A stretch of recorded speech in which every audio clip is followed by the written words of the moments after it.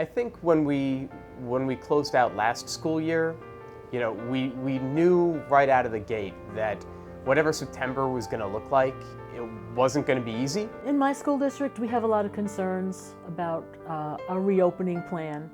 There are just a lot of anxieties about the unknowns. A lot of our members have kids in, K through 6 in particular, and that's a struggle, where districts aren't able to bring those kids in full time because they don't have the space to do it safely.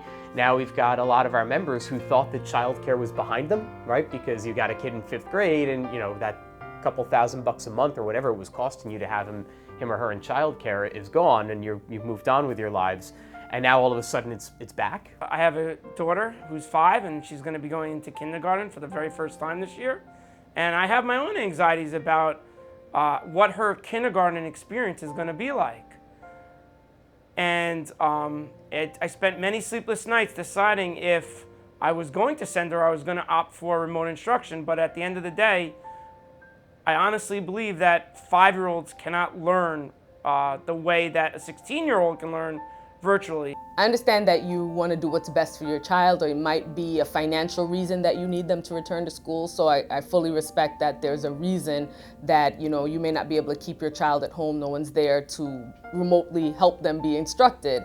So you have to return. We're going to do our best to keep them safe. Social emotional learning is a big thing that they're stressing in openings. So over the summer, I know that the social workers, guidance counselors, psychologists in the buildings kind of met with each other. They planned together of how not only to help the students, but how to first help us when we have our 4 days of training, how we are going to be used to help them find those students who are obviously struggling, who may have lost a family member and are anxiety ridden about coming back. I have members who have recently finished chemo treatments.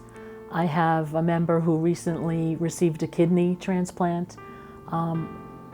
They're frightened to return. I've lost a good friend to this. Many of my colleagues have lost parents to it. Obviously it hits the older population hard, but we've had personal losses. We're transitioning a lot to electronic learning, where there is the ability for creativity and individuality. All the kids, K through 12 in my school district, are going to be equipped with either an iPad or a Google Chromebook.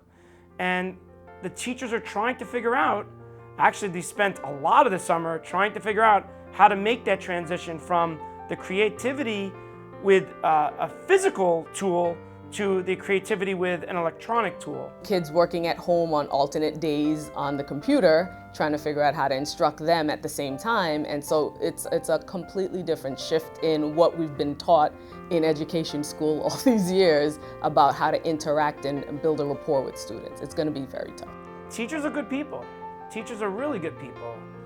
They're concerned not only about their families, they're concerned about their kids, their students. I get calls as a union leader. I get calls on a daily basis over the summer, not about their jobs. I get calls from my members about, are we doing the right thing by kids? Are we creating an experience for them that's going to be the best for them emotionally, educationally? Are we doing everything that we need to do to make sure that the children are successful this year?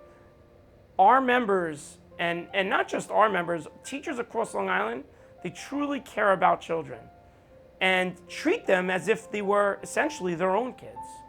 Sometimes people forget that teachers are like essential workers too. If we want to get life back to where it was before this crisis hit, we all recognize that reopening schools is a part of that. But teachers are moms and dads also. Teachers are essential. They are essential workers.